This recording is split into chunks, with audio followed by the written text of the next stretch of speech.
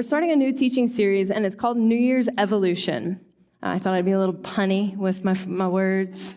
But we're focusing on a couple different things over the next 3 weeks. And so tonight, I'm just setting the tone straight away that tonight the last series we did was the Lord's Prayer, and we went in deep. So if you missed that, please go back and watch that. We went in very, very deep, did a lot of theological studies, did a lot of exegesis in this, digging through what does this mean? What do these words mean? What was Christ talking about in this prayer?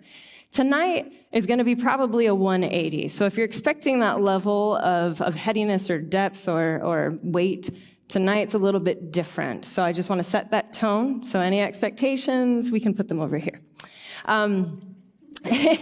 What I want to do is focus on the next few weeks. Because it's a new year, it makes sense to make an assessment, kind of check in, an evaluation. And the things I want to focus on are 3 different thoughts. And one is, who are we becoming? And I mean that as individuals, and I mean that as a community. So who are we becoming? We're not who we once were, and the old can't contain the new. These are going to be 3 different thoughts over the next few weeks in different stories and in different ways. But just sort of let that sit with you, that we're going to be over the next few weeks talking about some things that when we face change or when we're evolving as individuals, but also as a faith community, what's ahead for us? What's in store? So as we embark on our first service in 2019, I'm reminded as I was preparing for this and also having time off, that seasons are life's natural rhythm. It's life's natural way of showing us a rhythm and reminding us to take an inventory, reminding us to slow down a little bit, in preparation. It's a slowdown for preparation to blossom and bloom. But you need that slowdown. You need that assessment. You need to kind of press pause for a minute. And the marking of a new year, it invites us to remember, to recollect. A lot of us go back through old memories and different thoughts and different things that we encountered over the past year. But it's also a time of assessment, and I think can be a valuable time of renewing your own personal life's vision. It's a really great way to check in. I get where Jackie was headed with the resolutions. Like, that's why we do these things. It's sort of a check-in. Where are we at? Where are we going? And it can really help us on this journey to ask, I think, more importantly, what we're asking is probably the bigger question of, are you who you want to be? Something I asked myself this past year. Are you who you want to be, and who are you becoming? And I think as humans, that's sort of what this whole journey is. And I think even our sacred text, it's sort of this journey of humanity trying to figure out what it means to be fully human. What is this journey we're on? So on the journey of becoming, I think that it's natural to get lost every now and then. It doesn't mean you've totally forgotten your way, but sometimes you can get sidetracked, take a long road, go a different way, and it's really natural. And it's seasons like this with the new year that really allow us, I think they're essential because it allows us to take that inventory. It allows us to look up from our journey that we can sometimes get entrenched in and get blinders on and kind of look up and determine, like, where are we headed? Where's this thing going? So I want to start off a little bit personal. So for me, 2018 was a little bit of a mixed bag, if I'm honest. I was just telling someone this a few minutes ago, actually. It's a bit of a mixed bag where I think it personally contained a lot of ups and downs, a lot of joy, a lot of pain, a lot of rest, a lot of stress. For myself, a lot of comfort and a lot of discomfort. It was this paradoxical push-pull. That was 2018 for me. It's like, could you make up your mind, 2018? Are you good or are you bad? Which one are you? And I could summarize 2018 as a lot of growth for me. And I kind of clench when I say that word growth, because the thing I've noticed is people talk about growth and how growth is so good for you. They fail to mention how painful growth is. Am I right? Growth is really painful. And so for 2018, for me, I think there was lots of seasons of pain. Lessons learned, a lot of personal growth, but seasons of pain. And so the holidays, I think at the end of the year, you kind of get this, even if you don't mean to, you sort of get this, oh, this is how the year is coming to a close. This is how things are wrapping up, and we'll put a bow on it and go to the next thing. I was sort of getting the sense 2018 was already sort of like a mixed bag. And then the holidays were terrible, and I got sick, and then my wife got sick, and then half my family got sick, and then there was a lot of family stuff, a lot of family tension, and I just thought, this is the worst Christmas ever. And you don't want to be a bummer and be like, hey, my Christmas really sucks. But it was this tension of like, this isn't fun. And if anyone knows me, I want things to be positive. So to rest in that this actually isn't positive was not a good time. So the new year starts to roll around. As New Year's, we're having an end-of-the-year celebration. A few of our friends, we decided to go get a cabin. Cabin's putting it mildly. I think this thing was like a mansion that was masked as a cabin. And we show up at this house prepared for this end-of-year time to rest, relax, just kind of put our worries behind. And it felt peaceful and restful. And my expectation was simply just that. Peace, rest, that's it. That's all I was looking for. And I'll say that it surpassed everything I needed this trip. Peace, rest, comfort, deep conversation. I think we did church in a way I haven't done church in a long time. Just a guitar around a fireplace, some stories. And it was this intense, incredible time, and I thought, oh, finally, the year is coming to a close in the best, wonderful way.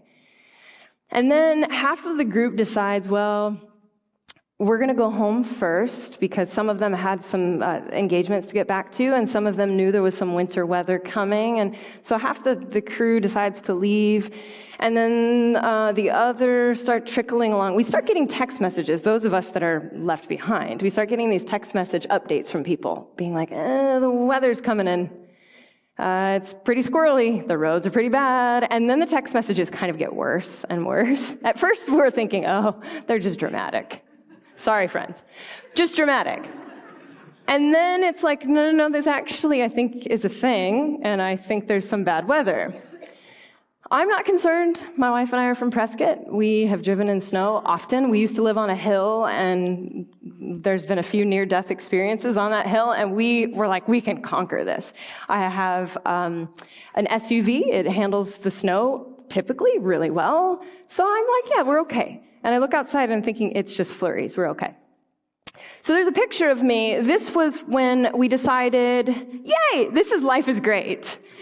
We decide we're going to, we decide at this point, you know what, we get a text from the owner of this place, and she warns us, there's a winter storm warning coming, and I have been stuck in this house, which is in the middle of Strawberry, like out in the middle of nowhere, just to paint a picture for some of you.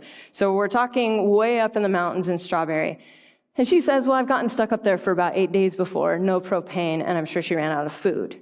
And so we all went, oh, okay, well, we're going to go home. That's fine. That's all we need. And it was a clear, like, yeah, let's go home. But I go outside, so we're locking up the place. I go around the corner. I'm outside. I'm like, this is magical. And this is so me. I'm faced in the middle of what could potentially be a storm. And I'm like, this is beautiful. In case you don't know this about me, I'm always half glass full. That's me.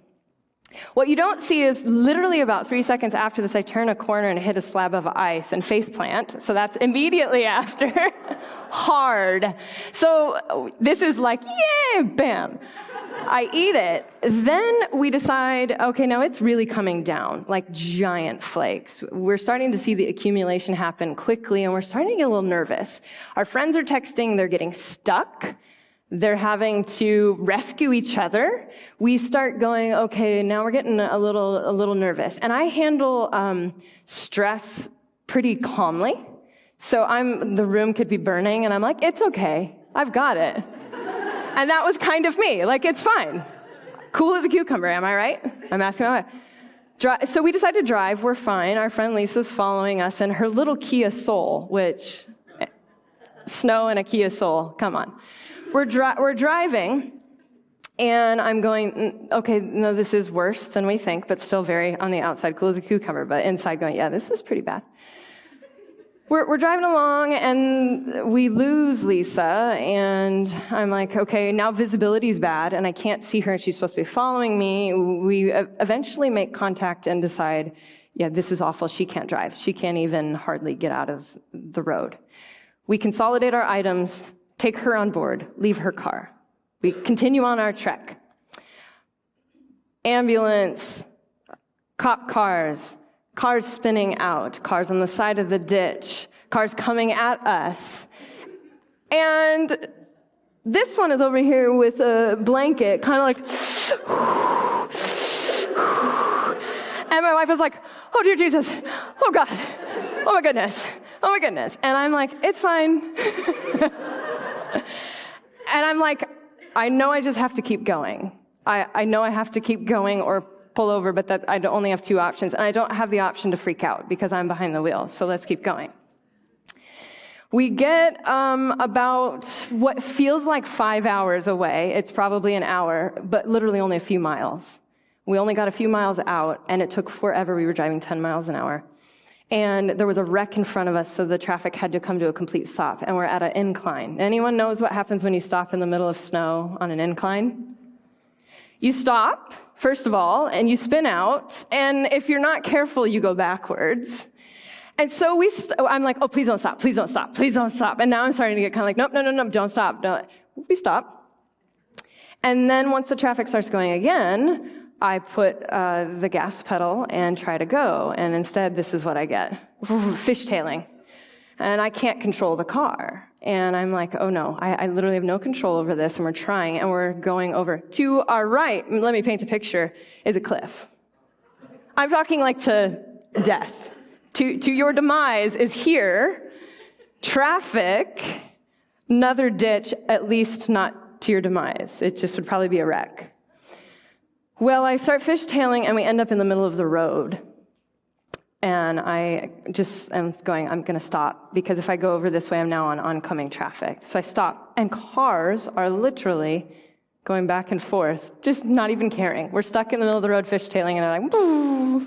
Well, I say, but it was more like, right? It's very slow. In case you're wondering where this is going, don't worry. This is just painting my picture of 2018. So I sit here, and I'm thinking, yeah, we're stuck. People start going by, and one gentleman who we all swear is an angel from the Lord God above, his name is Don, probably about this short, stocky guy, shorts, t-shirt, comes out of his truck, shorts and t-shirt, comes out of his truck and is like, hey, do you need a tow? And I was like, you think? Yes, please. Gets out, hooks up a hitch, and tows us all the way to Payson, which was a godsend. We get to Payson, shake Don's hand, thank him, we all hug him, just almost short of tears because we would have been literally stuck in the middle of nowhere. If you've ever driven from Strawberry to Payson, there's nothing. There's literally just mountains. So we get there, and then we start going, what's our next move? How bad is it from here to not Prescott, that's where I used to live. How bad is it from here to Phoenix? And then we start hearing they're closing the roads. Then we start hearing Payson shut down, and we have to stay in Payson. So then we're calling, and one by one, there's no rooms booked, no hotels, nothing available. And we're going, oh yeah, and I'm thinking to myself, yep, 2018, you're awesome. So we find the last remaining hotel room. Again, praise the Lord, we found the last room. We show up, and it looks kind of cute and quaint from the outside. And then we go into the lobby, which I wish I had pictures of the entire lobby. But let's just say it's one of those places you open up the lobby and you go, oh yeah, we might die here tonight. And I think one of you said, like, yeah, this is like where all the horror movies are filmed and all the people are. It felt this way, like this isn't good. We show up, and I want to show you what was on a table. There was a table of VHS tapes, which was, first of all, red flag. It's 2018 VHS tapes. This was one of the VHS titles on there, How to Shut Up the Mouth of the Devil. There was another one of a TV preacher. Actually, I think there was probably a dozen of TV preachers, and they were all very intense. And then there was another one that we were trying to figure out if Talia and I were on this list. Is another video, which we can show, which is called 7 Kinds of People God Cannot Save. And we did assume that Talia and I are probably one of the 7 kinds. And then we thought, this may end, again, really, really poorly. Luckily, we got our room. We show up, and our room was a little bit sketchy, to say the least. I wondered when the last time it was cleaned. We made makeshift beds, thankful for extra blankets, and we had little bottles of champagne and rang in the new year watching Dick Clark, his New Year's drop the ball on a TV that was about this big and about this deep from 1995, maybe. And I just thought to myself, and we were stuck, nowhere to get home. The heater was busted in the room. It would either go full blast or not. And everything was just like, yeah, this sounds about right. This sounds about right. And I kept thinking to myself, like, this is such a picture of when things just go wrong. When you set a trajectory for your life and you think it's going to go one way, and then it's like, plot twist, just kidding. And that's how it felt. It's sort of like this, just kidding. This is not where you're headed. And so for me, when people go through this whole, how was your year for you? People don't usually want the truth, right? They just want to hear it was great. And you're like, well, it kind of was a mixed bag. And so for me, that's what I kept thinking. And after all that was said and done, I will say this. I thought, I'm just grateful to be alive. And I can't tell you how happy and joyful I was in that motel room with the worst conditions and safe and sound and happy. And I thought, it's these small little things in life that teach us what life is all about. And so I thought what might be kind of interesting, because I think how my 2018 might mirror how One Church's 2018 was. And so we'll get there. But I will say that last year was a big year for One Church. It was a big year for One Church.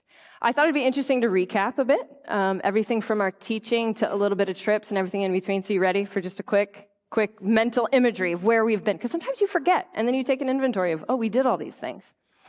So at the beginning of 2018, well, first, we launched the year by trying to make sense of the Trinity. Like, who does that? And I think that's much easier said than done, by the way. I think a lot of you were like, I still don't get it. What is the Trinity? We then took a deep dive into the Enneagram in order to learn deeper parts of ourselves and kind of unlock that potential. So if you're new and you've heard someone introduce yourself and at some point they've been like, what's your Enneagram number? Don't be alarmed. It's how we roll at One Church. And if you don't know what the Enneagram is, we can talk later. Later, we worked on something very deep and heavy, and we worked on healing our spiritual trauma. And we did a series on sacred wounds and church hurt. We talked about topics like shame, change, love, loving our neighbors, loving our enemies, loving ourselves, the typical church stuff. And then we explored a lot of questions. We embraced divine ministry, or at least tried to. We focused on the foundation of our faith, and we decided that was probably the most important. The rest is sort of optional, but what's our foundation? And then, most recently, as I mentioned at the beginning tonight, we took a deeper look at the Lord's Prayer, something that's so common that people recite often, but what is that? Together, we ate pancakes, ice cream, cookies, and tacos. We ate our first communion meal together, which I will say might be one of my favorite services that we've ever had. It was beautiful, and if you've missed out, we will have another one, just so you have something to look forward to. It was really, really beautiful and sacred. And let me tell you, this church shows up and comes alive when food is present. I've noticed that. It's like you feed them, and they will come. That's exactly it. Like, here you go, put out some food. And I believe that's why we read again and again in scriptures of these sacred feasts, again and again, because there's something sacred when pancakes and cookies and ice cream and tacos are involved, right? There's something magical that happens there. We hunted for Easter eggs, dressed in Halloween costumes. We laughed together often, and we cried together many times this year. We doubted together, asked questions together, we prayed together. We went on not one, but 2 missions trips. Thank you, Dana, for that, and for inviting us to participate in that. We raised a lot of money for different organizations and different groups. We started the college-aged one groups. We started our first ever booth at Phoenix Pride and ministered to the LGBTQ community.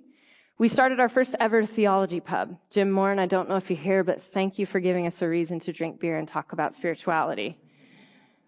We had so many ideas that were either conceived or born in 2018, and there's still a lot of them, if you will, that I think are in this gestation period that are coming. There's so much about to be born in this church that I can almost feel it. And so while we have all these beautiful, glorious things, we've also embarked on some really difficult changes this year. As I mentioned, some of them in my own personal life is difficult. But as a church, we moved locations. And if you haven't been with us for longer than 6 months, some of this recap will be new. But if you've been here and been a part of our community longer than 6 months, you will know exactly what I'm talking about, the type of change that we've endured. Moved locations, we changed the service date and time. We changed pastoral leadership. And as you can imagine, we lost people. We gained people, but we lost people. And in my opinion, these are some of the hardest times in our most recent history as a church community. We've had other hard times that have marked us, and we've changed, and we've grown and evolved from that. And I think this is our most recent hardship of a painful change, a painful transition. And at one church, I really think we'll never be the same.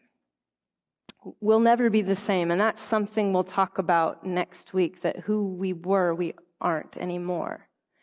And that's a natural evolution. Those 3 changes alone have marked us to the point where we can't go back to what we were. And so that leaves me asking the question, as I was asking about my own self, I was asking, who am I becoming? This has left me, as the lead pastor of one church, asking, who are we becoming? And I think there's a lot of you that have asked that. Who are we becoming? Where are we headed? And so as Christmas time passed and New Year has begun, we enter this season of newness, right? That's what this whole time is talking about, newness. So a new, not only calendar time, but it's like this renewed time for yourself. And during Christmas, we observed, which I talked about briefly in our Christmas service, a time of incarnation. Now, incarnation is a fancy word, and so if you're someone that's heard it a bit, you know what it is. If it's somebody that you're kind of new to this whole God thing, Jesus thing, Christianity, spirituality, incarnation you can think of as just a fancy word, if you will, for taking on flesh or putting to form, creating. And maybe a better way to understand that word is to say incarnation is the fullness of divinity and the fullness of humanity coexisting in the same place. That's probably, I think, one of the easiest and best ways to understand that word. It's this divinity, this divine spark meeting this human spark, and that's coming together and coexisting in the same place. And as we observe this divinity and humanity together in the story of Christ, as we did over Christmas, we see this incarnation happening here, but then as we peer through text, we see that this incarnation isn't a one-time thing. And I'll tell you what I mean by that divinity and humanity are always being birthed. That divinity and humanity are always joining together. This is not a one-time thing. We are seeing this happen again and again in you and in me and in the world around us. I love this quote by St. Irenaeus of Lyon, who says these beautiful words.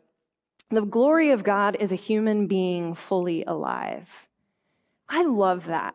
I love that because, when you're talking about, which we've been doing a lot of planning these days, talking about ways people can get involved at one church. And one of the things that we keep saying is like, what makes them come alive? Because it's when someone comes alive, you see that divine spark in them. You go, yeah, that is the glory of God, if you will. That is divinity. When you see someone's spark can come alive. And in a paraphrased version of Romans 8, verses 19 through 22, we read this. The whole creation is eagerly waiting for the full revelation of the children of God. From the beginning until now, the entire creation, as we know, has been groaning in one great act of giving birth. Let me say that last part again, because I don't want that to get lost. And I noticed this can happen. It did to me growing up. I grew up in church. My dad was a pastor. You can sometimes hear scripture, and if you're not fully in it, you can kind of glaze over. And I don't know why that is, but sometimes that can happen. But I don't want you to miss From the beginning of time, whatever that was, the beginning of time until now, it's this one constant act of giving birth to something. This one constant act of incarnating, this one constant act of creating, of bringing forth. And from the beginning, we're seeing this becoming. Again and again and again, we're becoming. These words in Romans were written by the Apostle Paul. They hint at exactly what I was talking about earlier, is this ongoing incarnation, a spiritual evolution of sorts, if you will. And evolution, if we want to wrap our head around that word for a minute, is just another word for gradual change. Evolution is just another word for growth. So life is and has been since the beginning of time this slow, continual, constant state of becoming, this constant state of growth. There's a quote by Richard Rohr that I'd like to read. It says, "Anybody who has paid any attention to their inner life or read any history books surely recognizes that life and love are always cumulative, growing and going somewhere that is always new, always more." It's like if you're paying attention to just being a human, you know that this thing is constantly churning and going somewhere. It's always this newness. It's always this growth. And what Father Richard Rohr, just like the Apostle Paul, is talking about is this state of evolution, this state of becoming, this state of evolving. And I think in case, you're sort of like, okay, well, what does this mean? I think this state of evolving can come in many different forms. And one of them can be, which I've seen often in this community, is an evolving faith.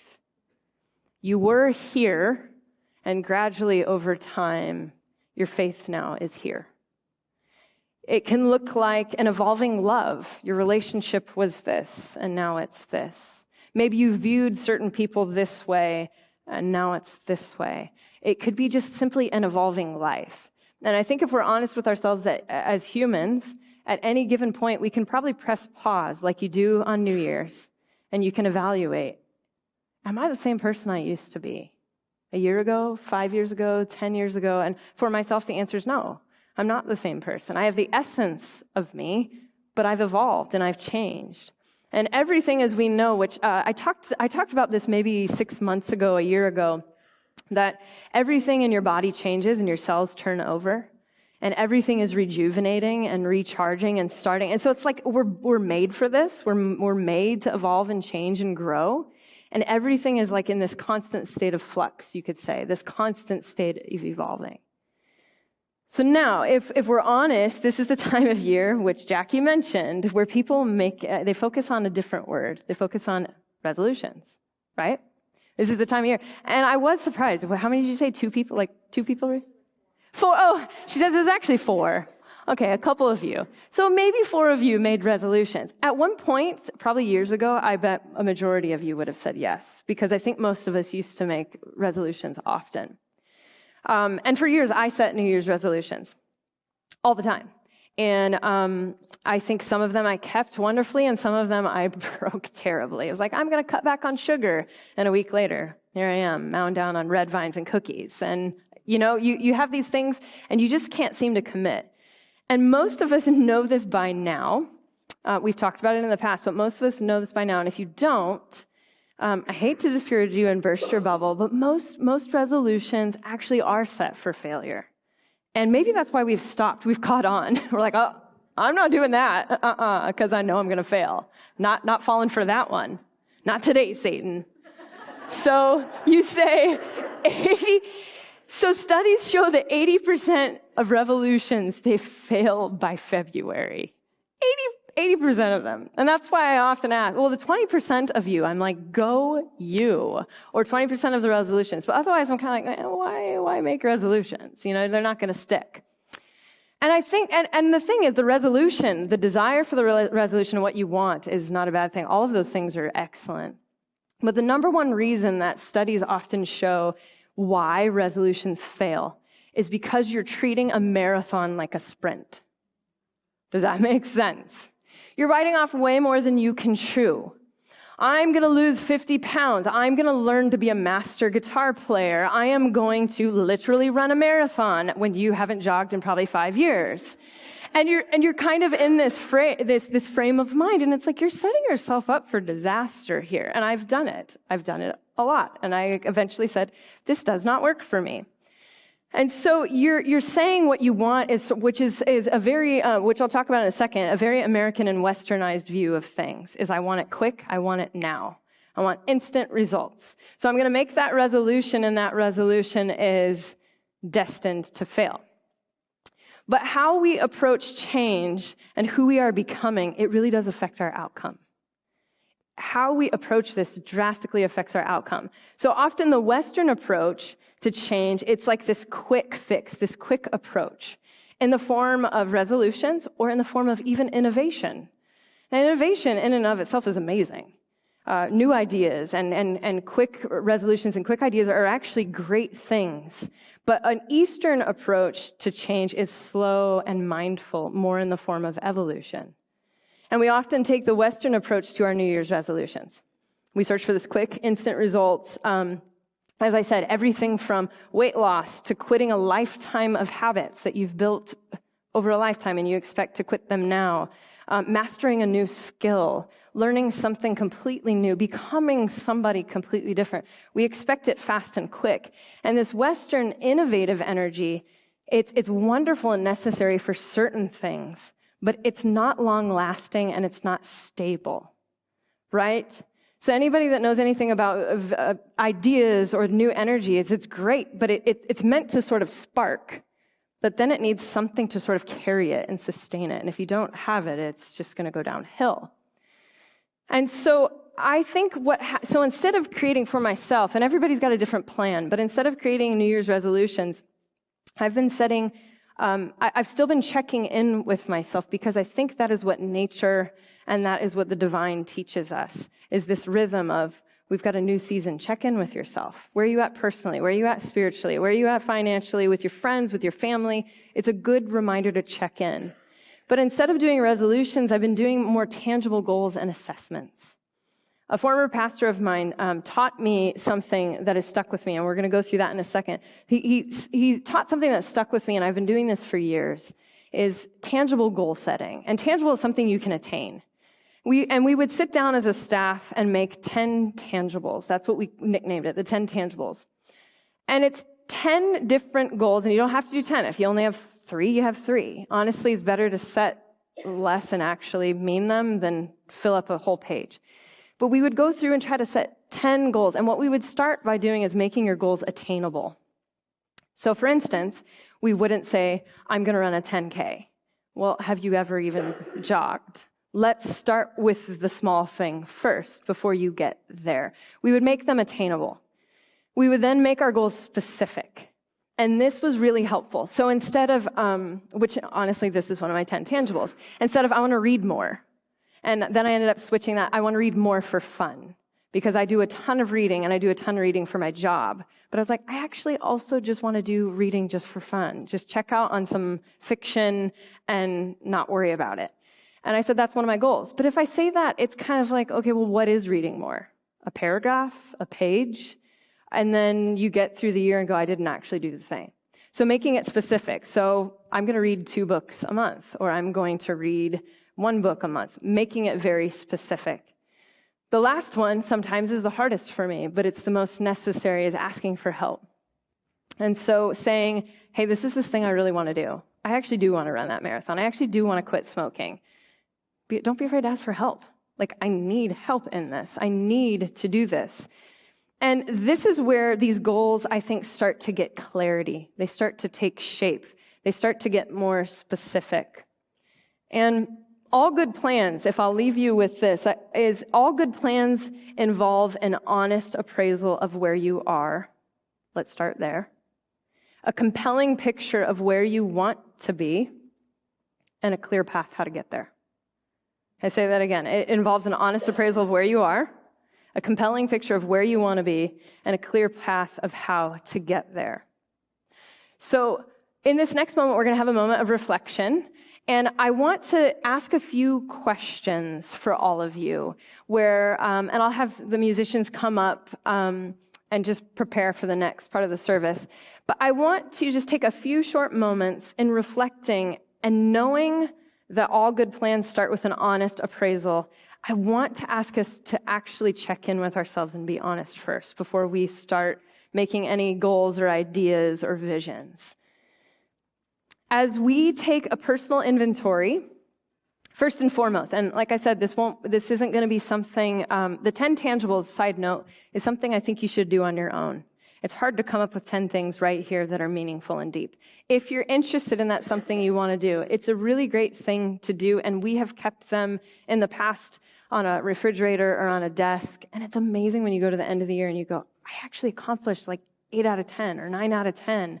And it's wonderful to kind of check in with, am I becoming the person I want to become? It's not just about success and productivity. That's helpful, but it's also, am I becoming the person that I want to become? And so as we take this personal inventory, I just want to say real quick, start first with gratitude for a year gone by. That even though for some of you, last year was amazing, and for some of you it was terrible. For some of us, it was, make up your mind. It was a mixed bag. I'm still grateful. Last year taught me a lot. Last year brought me to here. And we need last year to get us to where we're going this year. And so start with gratitude. And I want to have us ask ourselves the following questions. But first and foremost, offer yourself honest, but not critical, different. Honest reflection. Offer yourself honest, but not critical reflection as we go through these questions. The goal of taking personal and spiritual assessments isn't to reveal all the ways you're failing. Okay, I want you to hear that. It's not to reveal ways you're failing, but instead light a path into who you're becoming. To light and spark that divine path as to who you are to become. So first, I want you to take a moment and just take a few seconds to ask yourself, what has been your focus in 2018?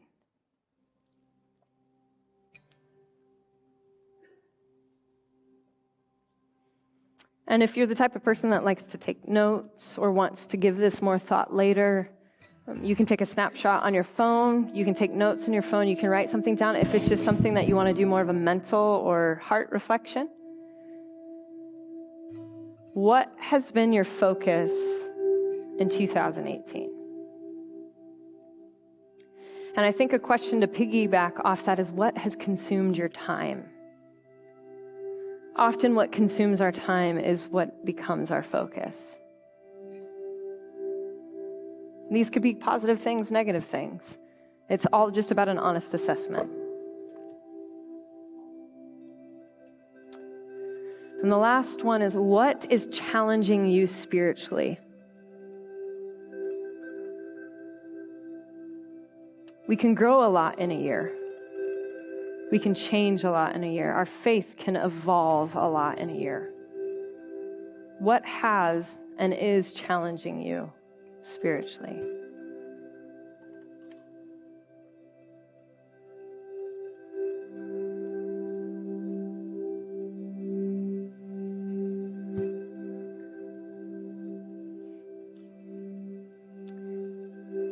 And 2 final questions, because I always think it's good to get some sort of mental imagery, is what is a word to summarize 2018 for you? If you had to ascribe a word to 2018, what would it be?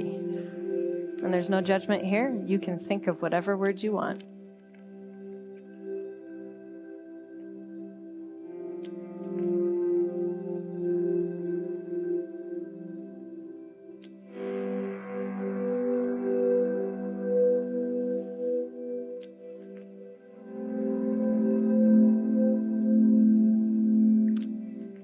And as you are ruminating on the word of what was, what may be in your rear view mirror with 2018, I'd also like to ask the question of, what is a word you'd like to carry into 2019?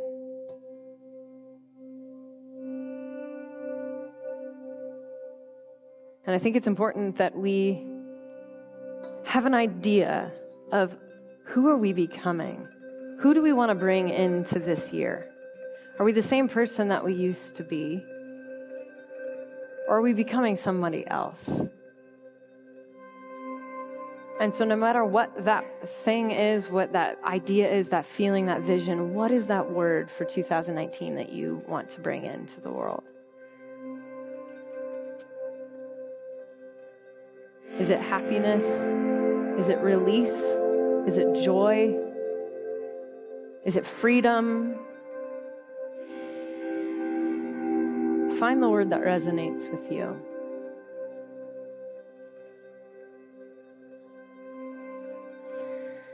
And so, with these moments of reflection, as we enter into the next song, I want that to be something that is on your heart. I simply want to ask you, who are you becoming? As adults, I think we forget. We think we grow up and then we're adults and that's where we stay. But we're constantly changing and shifting and evolving. Father Richard Rohr talks about it. Apostle Paul talks about it. Half the theologians on the planet talk about it. There's this constant state of growth and change and becoming. So who are you becoming? And One Church, I want to ask, and as we'll discuss more in the next couple weeks, who are we becoming as a community? Maybe you don't know, but you know what you'd like us to become. And I think when you know what you'd like us to become, that's because that's something that you need and that's something that you want. And so sort of setting that intention of who is this community going to be? This community has been formative and helpful for so many people and is a gift. And I think there's so many people that need more of that gift. And so it's my desire that in 2019, we would have a stronger sense of identity. We've been through a lot of change. And I'm sure I'll mention this in the next week, but Angie's not Aaron. Angie's Angie. This building isn't the old building, it's the new building. Saturdays aren't Sundays, they're Saturdays. And we've been wrestling a bit with our identity. Who are we? And I think we're in a season of discovering who are we? And let's step into that newness. And so I want to be a community of individuals living out those words of Saint Irenaeus that said, the glory of God is the human being fully alive. Is the human being fully alive. And I think that One Church has a bright future to become fully alive.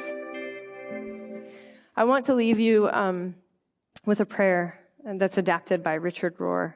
It's a midnight prayer for the new year. God of the seasons, lover of the ages, master of every moment. You who are beautiful beyond time, yet within all time, we return to you what you have given us, the moments, the minutes, the hours, the days, the weeks, the months, and the year of 2018. Time has been gracious to us again, and we thank you freely for giving us these human bodies, these events, and these relationships. We have lived another year, and we have died another year, and now you are granting us the beginnings of another. We now hand over to you the blessed year, 2019, with all that it gives us and all that it takes from us, knowing that both are necessary, just like our breath. We trust you in both the givings and the takings, the inhalings and the exhalings. May every breath of 2019 be a breath of the Spirit, joyfully received and joyfully returned, beginning with this one right now. You may take a breath together.